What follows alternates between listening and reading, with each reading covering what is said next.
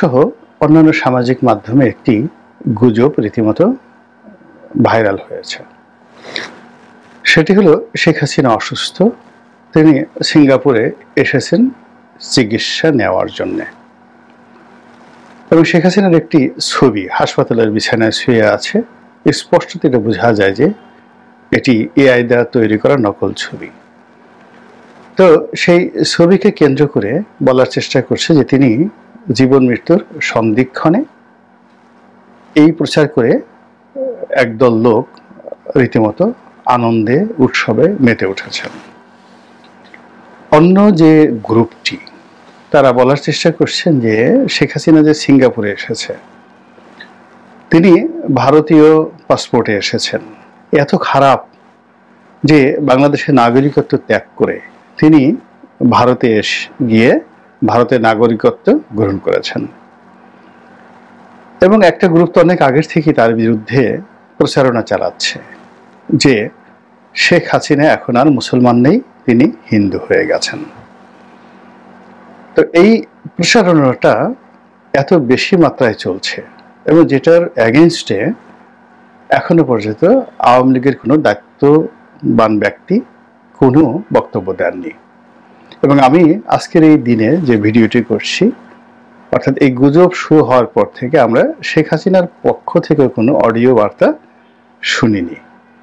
ফলে এটা ধুমায়িত হচ্ছে এবং এটার আদৌ কি বাস্তব ভিত্তি আছে কি নেই সেটি বড় বিষয় নয়। বড় বিষয় হলো যে শেখ হাসিনাকে নিয়ে একটি আন্তর্জাতিক চক্রান্ত চলছে, পক্ষে এবং বিপক্ষে।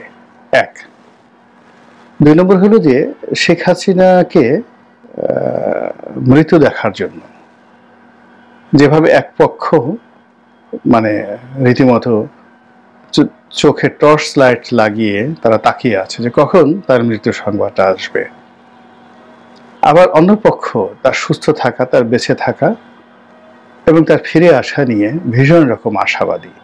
এবং তারা শেখ হাসিনার যে কোনো অধঃপতন, যে কোনো রোগাক্রান্ত হওয়ার খবর কিংবা তার অবর্তমানে দল কিভাবে চলবে এই কথাগুলো অনেকে কল্পনাই করতে পারছেন না। তো সেই জায়গাতে আসলে তিনি কেমন আছেন, কোথায় আছেন, কিভাবে আছেন, এই বিষয়গুলো নিয়ে আমাদের আসলে খোলামেলা আলাপ আলোচনা করার সময় এসেছে।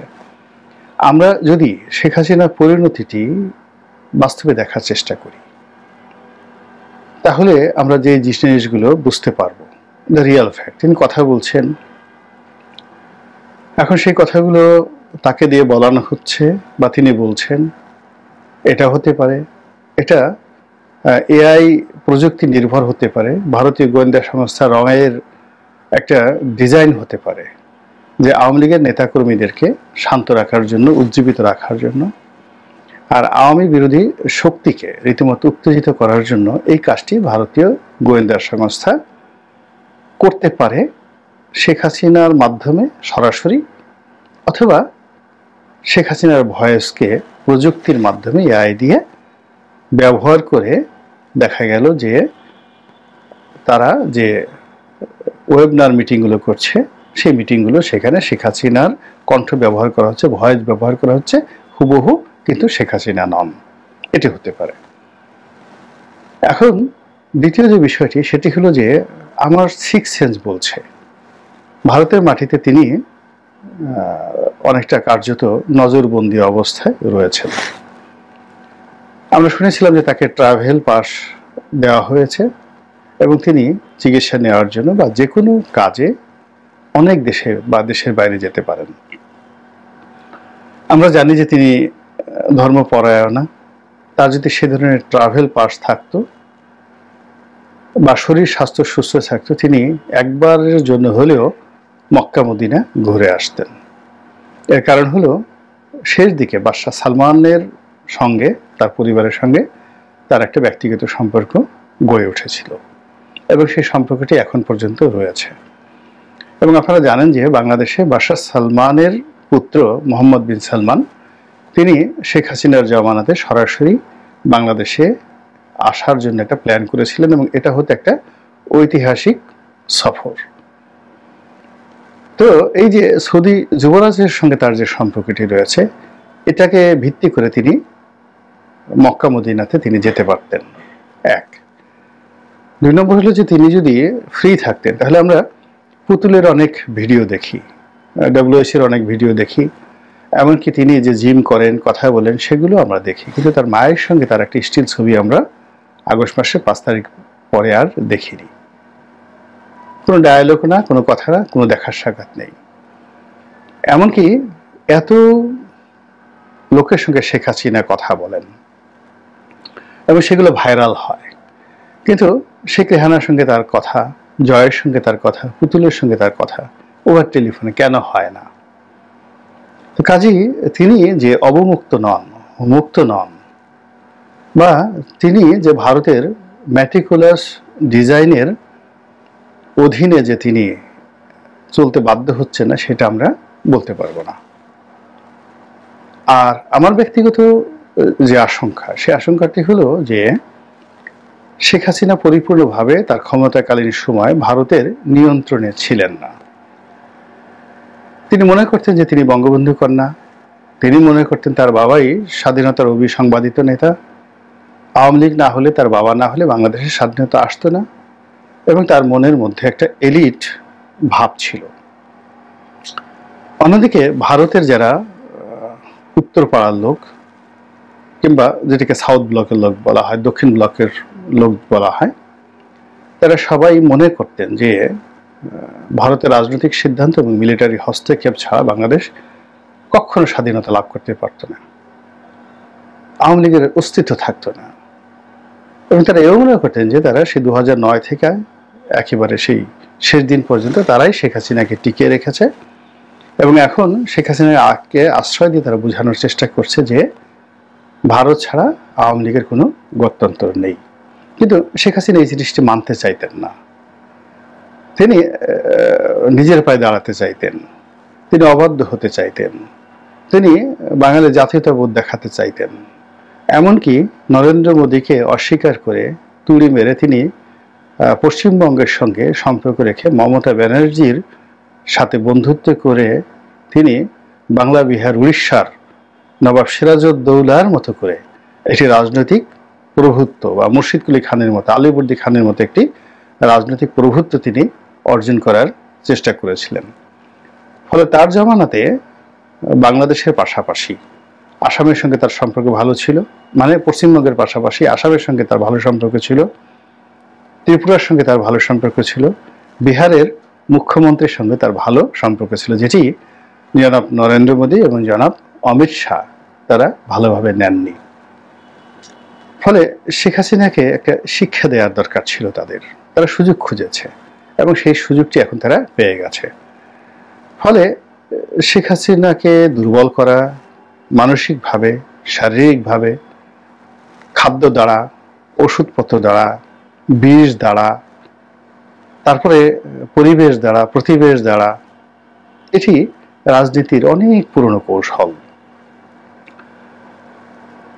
মুঘল আমল থেকে, তারও আগের থেকে এরকম অবাধ্য বড় বড় শাসকদেরকে ধরে এনে দিল্লিতে নজরবন্দি করে রাখা হতো। অনেক সময় গোয়ালিয়র দুর্গে, বিখ্যাত কুখ্যাত গোয়ালিয়র দুর্গে তাদেরকে বছর পর বছর আটকে রাখা হতো এবং তাদেরকে সেই মানসিকভাবে অসুস্থ বানিয়ে দিল্লির মানে অনুগত করতে বাধ্য করা হতো, অথবা তাদেরকে ধরাধাম থেকে তারা ওই জেলখানাতেই মরে যেতেন। কৌশলগত কারণে দিল্লি তাদেরকে মৃত্যুদণ্ড দিতে পারেননি। এটা সমগ্র ভারতবর্ষে, যেমন শিবাজি রাওকে গ্রেপ্তার করে অনেক দিন আওরঙ্গজেব আটকে রেখেছিলেন, তিনি তাকে মৃত্যুদণ্ড দিতে পারতেন, কিন্তু এটা হিন্দুইজম, হিন্দু কমিউনিটির উপর ভীষণ রকম একটা, যাকে বলা হয়, নেতিবাচক প্রতিক্রিয়া তৈরি হতো। তো এই কারণে শিবাজিকে জামাই আদরে তিনি বন্দি করে রাখতে বাধ্য হয়েছিলেন আগ্রার দুর্গে। তো একইভাবে শেখ হাসিনাকে নিয়ে ভারতের যে প্ল্যান ABCD, সেই প্ল্যানের মধ্যে তার যে একটা তেজি ভাব রয়েছে, সেই তেজি ভাবটিকে নিষ্প্রাণ করার জন্য, তাকে নিষ্প্রভ করার জন্য যদি কোনো ওষুধ প্রয়োগ করা হয়, আমি অবাক হব না। এটি ভারতের চাণক্য নীতিতে রয়েছে। এবং তাকে যদি মানসিকভাবে দুর্বল করে দেয়া হয় এবং তাকে যদি ওই অবস্থায় বাংলাদেশে ফেরত পাঠানো হয়, তার কোনো কার্যকারিতা থাকবে না। আপনি চিন্তা করুন যে জেলে যাওয়ার আগে, শেখ হাসিনার জমানাতে জেলে যাওয়ার আগে বেগম জিয়ার যে শক্তিমত্তা, তার যে সাহস, তার যে কথা বলার দৃঢ়তা, তার যে রাগ, তার যে ক্রোধ, সব মিলিয়ে তিনি এক অনন্যা রমণী ছিলেন। জেল থেকে বের হওয়ার পর আপনি দেখেছেন যে কিভাবে নিশ্চুপ হয়ে গেছে। এই হলো জেল। এখন যে কাজ শেখ হাসিনা করেছেন তার সবগুলোই কড়াই গণ্ডায় প্রকৃতি তাকে ফেরত দেবে। তিনি বেগম জিয়ার বাড়ি ভেঙেছেন, অনেকের বাড়ি ভেঙেছেন, তিনি অনেককে অপমান করেছেন, অনেককে ছোট করেছেন। তার জমানাতে জেলখানার ভিতরে অনেক কিছু হয়েছে। এটা সুদে আসলে তিনি এবং তার লোকজনের উপর প্রয়োগ হবে, এটাই প্রকৃতির নিয়ম। এবং সেই নিয়মের যে গুঞ্জন সামাজিক মাধ্যমে ছড়িয়ে পড়েছে, এটির দুটো দিক হতে পারে। প্রথমত হলো যে তার যে নির্মম পরিণতি, সেই নির্মম পরিণতি খুব দ্রুত ঘটবে। কারণ আল্লাহ যখন কোনো একটা জিনিস ঘটাতে চান, তখন মানুষের মুখ দিয়ে সেটি বের করে নিয়ে আসেন। অতীতে যে জিনিসগুলি মানুষের মুখ দিয়ে বের হয়ে গেছে, এটিএম শামসুজ্জামান মারা গেছেন, নায়ক ফারুক মারা গেছেন, এরকম তাদের মৃত্যুর অনেক আগে এই গুঞ্জনগুলো ছড়িয়ে পড়েছে। আলটিমেটলি তারা আর বাঁচতে পারেননি, এরকম ঘটনা ঘটে। আবার যদি আল্লাহ রাব্বুল আলামিন কাউকে বাঁচাতে চান, তবু দেখা গেল যে তাদেরকে কেন্দ্র করে অনেক সময় মানুষের মিথ্যা অভিশাপ এসে যায়। শেখ হাসিনার ক্ষেত্রেই ধরেন, আমরা অনেকেই আমাদের দেশের যারা ইউটিউব করেন দেশের বাইরে থেকে মূলত, তারা শেখ হাসিনার ক্ষমতার সময় অনেক বড় বড় অধ্যাপক, অনেক নামকরা ব্যক্তিত্ব, তারা বয়স হয়ে গেছেন, বিশ্বাসযোগ্য ব্যক্তি, তারা বলেছেন যে শেখ হাসিনার ক্যান্সার হয়েছে, তিনি 3rd স্টেজে আছেন, হয়তো মাসখানেকের মধ্যে মারা যাবেন।